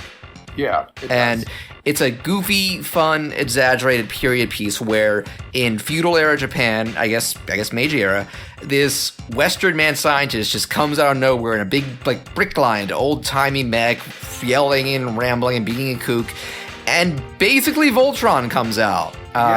It is, to a T, the Voltron team. You got your traditional shonen hero, you got a chubby guy, you got a skinny guy, you got a little geeky guy, and you got one girl. And they actually talk about how there was a cultural festival going on, and they had built their own mech, which is more like made of wood and coal power and that sort of stuff. And they're like, we will do battle with you and defend our honor and blah, blah, blah. And the catch is, because this is long ago and this technology is new even to them, it's a lot more clumsy than you would think. Like, it's funny because I want to bring up, there's a lot of anime I like or love. I'm not that familiar with Japanese cinema itself, but something that's rarely clicked with me is their sense of humor, at least when you try and translate it directly. I just think that's what's come to be found culturally funny in Japan. Doesn't always land the same way here for me, but I find this short genuinely funny. Yeah. So all my homies hate this short. This short's the worst. No, I'm kidding. Okay, good. No, this short is a lot of fun. Like, it's just pure entertainment. Like, remember when I mentioned, like, a lot of anime is very cinematic and I wouldn't really describe it as, like, cartoony at some point. Like, this one is very slapsticky. This is a cartoon. It's still detailed, nice animation, especially on the robot, but it's about its backgrounds. But it's a cartoon. Yeah, these characters feel like hard-nosed caricatures of actual people, just simplified down to their core elements. And I love that. Yeah. I love that these aren't like battle-hardened kids who are trained. These are punks. Who are trained in war, and this is this is a political mad scientist who's out to do some very arbitrary thing for society. No, these are a bunch of fucking idiots driving robots. They're not really smarter than the guy they're fighting, even though he's like this egotistical inventor. But there's just a lot of. It's funny how even though you could say like the city's at stake, like it doesn't feel that way. It just feels like let's just have fun. And there are little beats that work for me. Like I love the introduction. Do you remember the moment when the inventor first sees them? Yeah. They're like, here we are, and there's like this overly like comically long panning series of shots. Like it cuts between backgrounds, so you think he's gonna have some big reaction. What he does is he puts one hand over one eye and goes, "What?" And then it just cuts his face back.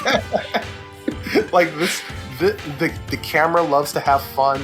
I remember there was a shot where the mad scientist like fires a cannonball, and there is the camera is placed on the ground, or is placed. Yes, so you low. see it from the bystander's points of view. Yeah, you see it so far down, and you follow the fucking cannonball as it blows towards our heroes, and you can tell like someone was like, what if you were looking down you were looking up at this violence, and holy shit, don't you think you should move? That's the Cloverfield principle. Put the camera down. Don't you think you should not be here, actually?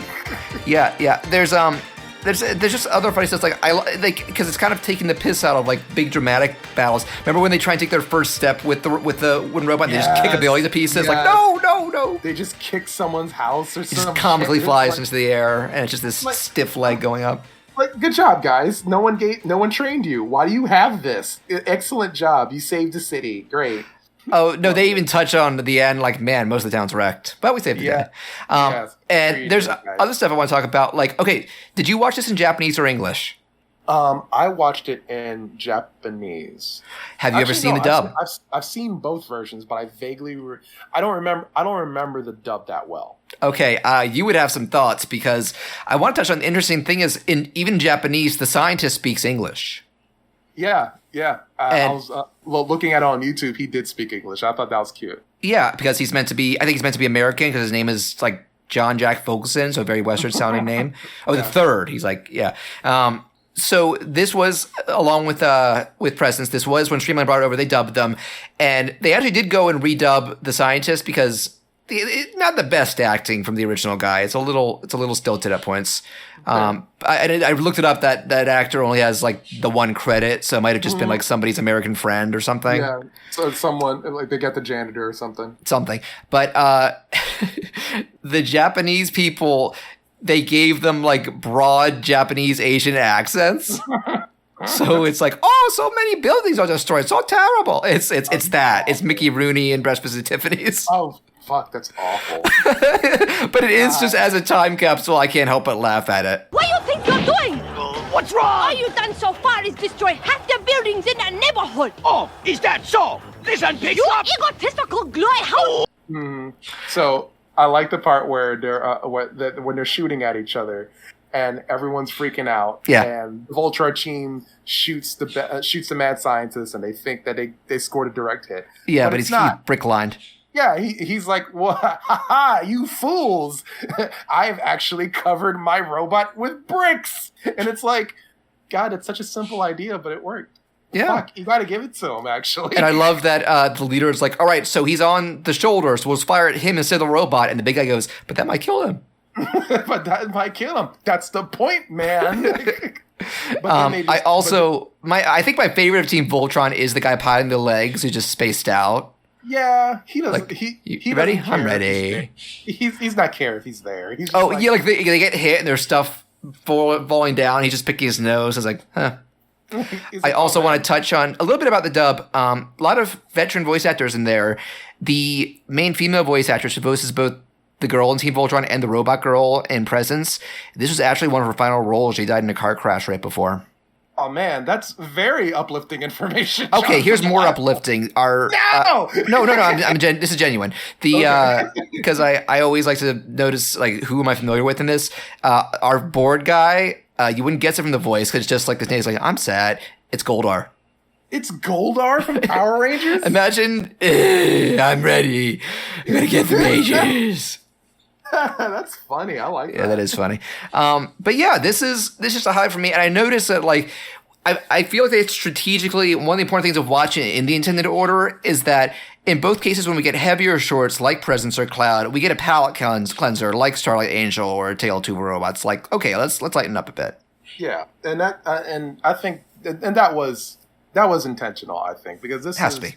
Yeah, a lot of anthologies can't be just like gloomy after another or shocking after another. Keep things balanced. Yeah, it's very fun, and I like the slapsticky energy on this, even with the stupid cliches that they do, like with the stupid nerd running up the ladder. Yeah, I would say he gets a panty shot, but she's wearing pants. So I don't know. She's wearing pants, and I love that joke that he's not really. You can't really see anything because she's wearing pants. Yeah, that makes it more palatable to me. The last thing I'll say about this is that this made me realize that I really like it when they have feudal Japan as like a goofy setting. Because I loved that game Mystical Ninja back in the day. Also like Samurai Pizza Cats, revisited that recently.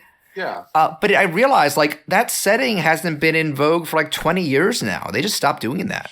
They really did. And I wonder why. I mean, maybe Japan was in a retro mood back then. Maybe that era was big in culture and movies at the time.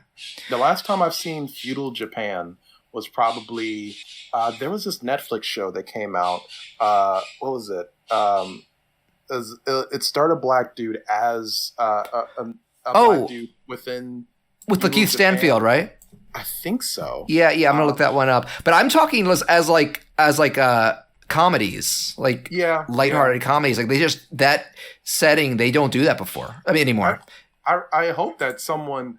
I really hope that someone out there will look at Robot Carnival, look at this one specifically, and get a lot of comedic energy out of it. Yeah, because it's funny.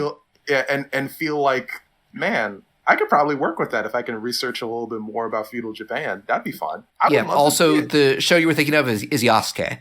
Is Yasuke, okay. I still need to watch that.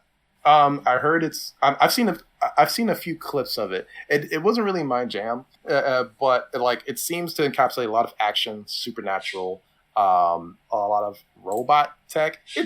There's a lot in there. But I was interested because it did seem like they're going back to like very, very, very old time Japan. And Yasuke was a real guy brought overseas to be part of the Royal Guard. Oh, wow. Did not know that. There was an actual black samurai. Neato. So, let's get into the last of the conventional shorts. Very straightforward title in English, which is called Nightmare. Do you know the Japanese title? I think it was Chicken Man. Chicken Man and Redneck. Chicken Man Redneck. A Day at KFC. Day at KFC. I really liked how this short had a bunch of it starts out with the animation is very realistic at first. It was rotoscopes, the regular Japanese people. Yeah, and then as the short continues, it gets the mood is very stark, very grim, honestly. Yeah. And it becomes but the character animations become very cartoony. But even then, the main human we get is very American cartoony looking. Yeah. But even then, you get a sense of foreboding through the entire short. Oh, the music adds to that too, especially the motif of the dun dun dun dun dun dun dun. Yeah, I love this shot where it's a low. The camera's pointing up at these buildings, and it kind of swings left. It swings right, and then it swings left. There's a pendulum, yeah. Yeah, and it's at first it does it once, and you're like, "What the fuck? You don't see that anymore." I mean, you don't see that anywhere. That's giant pendulums we used to have between buildings. Yeah, but that's a weird thing to do in movies. But then the pendulum comes in, and then a whole bunch of lightning shows up, and then you find out that this city is summoning Robot Satan. This is Night on Bald Mountain, the anime. And now he's Gigantamaxed in the middle of Tokyo. And I'm like, okay, I'm down. This really dude, cool. I'm not going to hold back. I love this short because it's just, it gives off so much visual imagination. This is let's just let loose with robot designs and concepts and movements and environments. And it's just such cool eye candy for 5 minutes. It really is. There's so much detail in the cityscape and the pipes and the wiring. All these junk pieces mashed together, and these robots coming out of machinery that are all spindly and spiky and lanky and animal influenced. It's great. Yeah, Franken's Dream had that level of detail too. All of these shorts do. Yeah. But this one feels wild. It's absolutely wild. Yeah, this one feels very unrestrained. Dude, we have a part where a bunch of little robots get smashed together into a fat chicken with tits that just starts smashing stuff. I'm like, why does this chicken have tits? Why not? This is so unhinged. It's great. And then the big robot goes, no, and zaps it, and all the little robots scurry away like gremlins. He's like, no, that's a bad idea. I'm going to get rid of it. And as an artist, same. I feel that. That's a mood. And I love that right-hand robot in the red Napoleon cloak on the flying vehicle. And he's chasing that human. He's trying to keep it together. And you can see he's getting more and more frustrated and frazzled. There's a great shot where he's smashed a bunch of junk. And you see his weird screw mouth contort into a grimace. There's so much personality. Yeah, definitely. It's just so... Maybe for some people I can see for some people they'll be like, this is too weird, this is too wild. For me, every time I watch this, I'm just like, I'm all in. I'm having so much fun. It's weird. It's but in the best way. This is to me the energy of anime, right? Like this to me like shows like what cartoons could also be. This feels like a fucking Don Bluth movie, honestly. Like, you remember in All Dogs Go to Heaven when Charlie has that nightmare and he goes to hell? Yeah. That's what this feels like. This feels like the hell portion. But with robots. With robots. All robots don't go to heaven. Like, this has that very, very crazy kind of mood to it. And every character gesture, it feels like such a show of jesters. Yep. Like fucking clowns. But they're great clowns. They're clowns that you have a great time with, but they're trying to kill you too. That sounds like clowns. That does sound like clowns. Pennywise wanders in and is like, what I missed, guys? Yeah. Yeah, but yeah, so this is just a fun going, like letting loose before we wrap things up. So we get to our final segment, and I want to say first off, so it's worth noting if you saw this movie long ago, you didn't see the full credits because we get this first thing. This is going back to the titular robot carnival in the desert, and we see, I guess sometime later, it's on its last legs. It breaks down, the letters fall off, it dies. Yeah. You see the sun setting on it. Yeah, it's symbolic. And then here's the thing. The original version, before we get to the regular black and white credits, like a lot of movies today, we have an initial section where there's a bunch of like key art and animation behind like the director and cast credits. And we get these still paintings showing a more modern looking civilized world with skyscrapers and cities and helicopters where the robot carnival is going around entertaining people. Huh. So it's like this wasn't always this more alien world, and maybe the robot carnival contributed to mankind's downfall, but we're not telling you. Damn. It's a little bit of like, there's definitely some thought put into the history of this world, even if they're not going to spell it out. Wow, I didn't think about that. That's cool. Yeah, I think it's on the YouTube and Crunchyroll version. I would be shocked if it wasn't on the DVD you have, because they aim to get it as authentic as possible, but maybe you just missed that. I didn't see it on the YouTube version. Oh, maybe. YouTube also has it, I noticed, in a different order. Gotcha. What I'm sticking to is what most of the versions before had, and I think it's the intended order by the filmmakers. So it's both that and one I'm used to, so I'm going with that.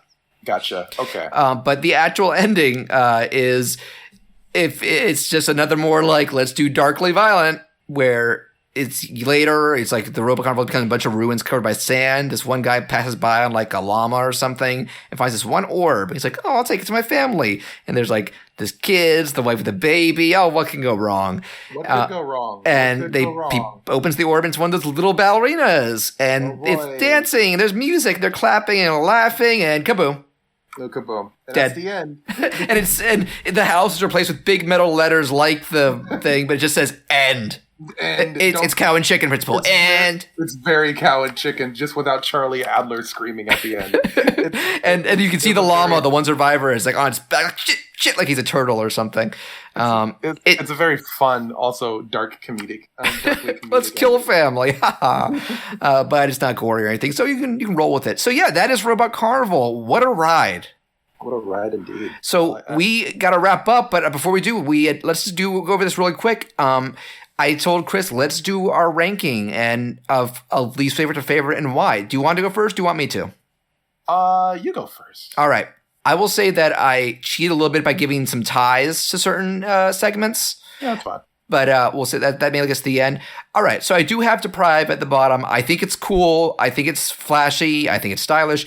But I think it's aesthetically the most derivative of what other anime you got at the time. So I respect this movie a lot for the unique stuff it did, and so this kind of has like a detriment there in my eyes. But it does have an awesome villain and music and action and tentacle arms. After that, we have Starlight Angel, which again I think it's neat. It's kind of unique in its own right. I will always find that second half a little bit of a swerve. Even when I contextualize it in my head. So if they had kept up the energy the first half, it'd probably be higher. After that, we have Cloud, which I, again, years ago would have been at the straight bottom, but I'm older and wiser now. I'm not to my own horn. That's how humankind works as you grow. And so this strikes more of a chord with me now. I think I see what the director was going for. RIP to him, by the way. You left cool body of work behind. After that, we have the intro and outro, which I count as one short. It's darkly humorous, beautifully animated explosions and robots, and like we didn't even talk about how like the robots are on their own little like treads. I don't know the name for it, but you notice like they're a stick sticking to like a indent in the doors and stuff. Like great touches like that. It looks like they're on their own track. Yeah. Yeah, a track. It's a great touch. It's cool. And then we get into the ones that I really like. So we have Franken's Gears. Again, I just love the vibe this gives off. I love this main character. I love the music. It gave me, when it gets into the more like trippy, calm music, it gives me Chrono Trigger vibes. Yeah. And then so for our top 3, we have Presence. Look, this is a universally loved short for good reason. It's ambitious. It's pretty. It really leaves an impression on you. And it's haunting. Like I said, how many cartoons can you say are haunting? So props to that. And then as a tie, we have Nightmare and A Tale of Two Robots. Like I said, for me, they save the best for the tail, and it's just a fun note to go out on. And fun. It also seems to be funny and like visually stimulating and creative. So let's hear your ranking, Chris. Okay, so obviously before I begin, like all of these shorts are really fucking great, and I would watch them. I watch any of them anytime, any day of the week. So if I have one that is way lower in your list, don't take it personal. I won't. I think and this goes to the viewers too. Like, watch this anthology if you haven't already. Watch the whole thing, decide for yourself. Yeah. Anthologies are so subjective, I've noticed. Yeah. It's like just watch the whole thing. And if you love anime, like this is cream of the crop stuff. Like, yeah, especially if you want to be more acquainted with like the history of anime, not just what's current and hip. Like, get a history lesson. And I'm not talking like nostalgia either. Like this is on a technical level, like really strong stuff visually as well. So bottom of my list is actually the intro and outro. And they're low only because they're so little. It has a very strong narrative thread, but for me, by the end of it, it felt more. It was definitely more of a wrap up, and it felt really sad. But I just put it at the bottom of the list because that's not what those two segments are, just to whet your palate, or whet your appetite on what these are supposed to be. It kind of let you know, like it's starting and it's over. Yeah, this is the appetizer. So I put the appetizer down on the bottom because it's not on the main course. So after that comes Franken's Gears, which I do think is a good short, but it didn't hit me in the way that the other. Yeah, again, it's the main criticism I think we both have. It's a very simple plot stretched out a bit. Mm-hmm. And a lot of these do have simple plots, and I don't think that's bad. I just think that for me, it didn't give me an impact as strongly as the other ones did. That's sure. So you're going to be mad at me, but I'm not. As much as I love that short, Chicken Man and Redneck comes next. Okay. And that one I also love very much, and I get a lot of, and I have a lot of, I have a lot of fond memories of it, and there are a lot of really good technical shots, or a lot of good shots that I thought were technically very good. But again, I thought the other ones were stronger. Sure. So let's see. That was intro, outro. That was Franken's Gears, Chicken and Man, Nightmare. Yeah. And Chicken Man and Nightmare. What else was there? Chicken Man and Nightmare. Nightmare and was Redneck. Now that's a movie. Starlight Angel comes next. Okay. And Starlight, honestly, for the same reasons that you touched on, it'd be a little higher, but again, that second act is a bit of a swerve. Even though I love it. Yeah. Next comes. I was about to do the decent nuts joke again. I'm sorry. Next comes Deprive. Deprive I thought was good, but it was flashy, and I don't know why I said but it was cool that it was flashy, and Deprive was pretty good, but it is cool. But it is cool as well. I'm doubling down. I'd honestly give Deprive and Starlight Angel a bit of a swapping kind of slot. I'd say they're tied, honestly, because I like them both for similar reasons, and the aesthetic that they convey and the simplistic stories that they tell. They're still conventional, but I still like them a lot. Second comes. Did I already say Tale of Two Robots? You did not. I did not. Tale of Two Robots comes third. It's pretty low on the top three. it's on the bottom of the top 3, but it does a lot of things technically well, and it does kind of flip the genre on its head a bit. I think at that time, giant robots were starting to become the thing, right? Like around that time when Gundam was starting to appear. They already were. The documentary talks about how a lot of them were working on like the model and figure driven like mech series. Yeah, and a lot of those series were very serious, and they were talking about like war and politics and all that. Yeah, but this one's devastation. This one is just. But what if that? But also a fucking cartoon. What if that? What if war between two giant robots, but also driven by idiots on both sides? Yeah, I like that. That's super cool. So that's number 3. Number 2 comes Presence. For all the reasons that we stated when Presence, when we watch Presence. There's really nothing else like it. Yeah, it's uncomfortable, but also in a really good way. Like it really gets you thinking about. So this is what it means to be a robot, and when your creator fucking hates you.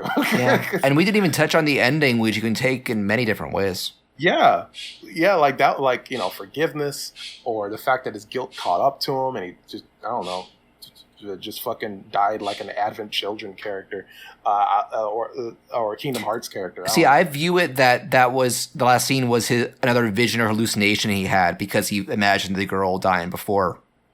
That's right, yeah. But I can see that you could take it literally, and it's just there's a supernatural, ethereal bent to it as well. It really lets you decide. Yeah. And I like endings like that. That the ending is up to the viewer to figure out for themselves. So I guess that leaves Cloud as my first one. Yep. As my most favorite, only because it's so ephemeral. I think it's very beautiful and what it tries to say. It is confusing, and I do understand if people don't really think that highly of it.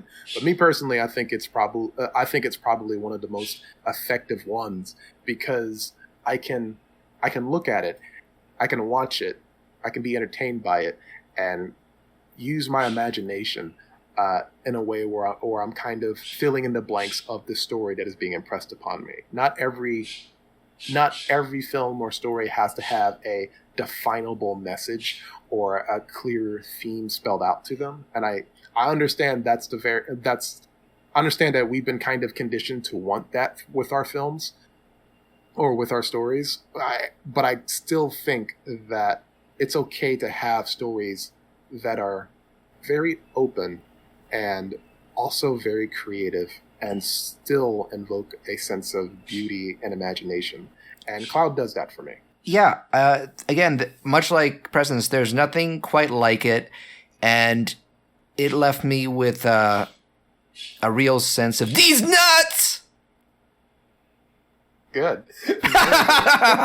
Oh, I wish I'd thought of a better pun for that. No, that was good. That actually caught me off guard. That was the intention. I was like, screw being clever. Let's just catch him off guard. I honestly thought you were like glitching out at first. I was like, whoa, what's going on? That was a good one. You got me. That was good. Yeah. Turnabout is fair play. But yeah, that I guess brings this episode to a close. Again, I think we don't even need to say that we both recommend a Robot Carnival. That should be obvious. Absolutely. It's a one-of-a-kind film from a very unique time in anime history that shows like some of the best of what it was capable of. Because there's such a wide variety of tones and styles. It's likely that not every short will be to your liking, but it's also likely that some of it will just tickle you the right way and just you'll adore them. And again, this is so easy to view. It's on YouTube for free. I'd also recommend if you have a Crunchyroll account, view it on that because it's in the right order. And we're not sure. I haven't watched the whole thing on YouTube, but maybe that cut out the credits I was telling you about.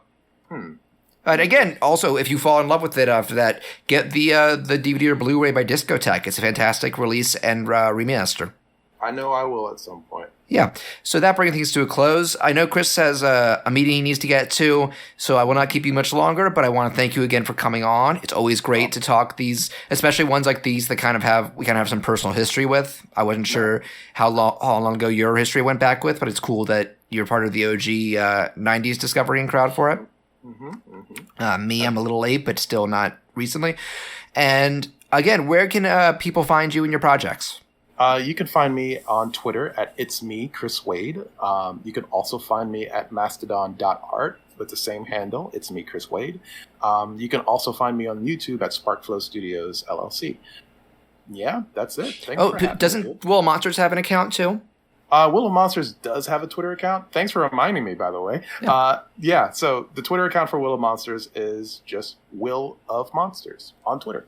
That's it. Easy to remember. Easy to get to. Yeah, definitely follow that. I have been aware of this project for several years and got to see an early animatic of it. I'm very excited for the full thing, but good art takes time. Thanks for having me, dude. I appreciate it. And we don't have an idea of who the next guests will be. I have some people I'm going to reach out to, so I can't give an estimate of the guest or topic, but we've had a cool run lately with maybe we'll get to something more mainstream. I mean, we already did talk mainstream with Arcane, so who knows? I like to be unpredictable. That's how I roll. Cool. Just But don't roll off a giant sand dune and have your giant logo just kind of fall off on top of the village. That was beautifully animated, by the way. The letters falling off. That was some accurate building shit. It really was. But yeah, that will do it for that. And we have talked about a movie that was, as the tagline goes. Oh, let me pull it up. Great timing. I thought I had it memorized. Here we go. 9 animators, 1 vision. By Carnival. Yeah. Good night. Very, very cool. Bye, everyone.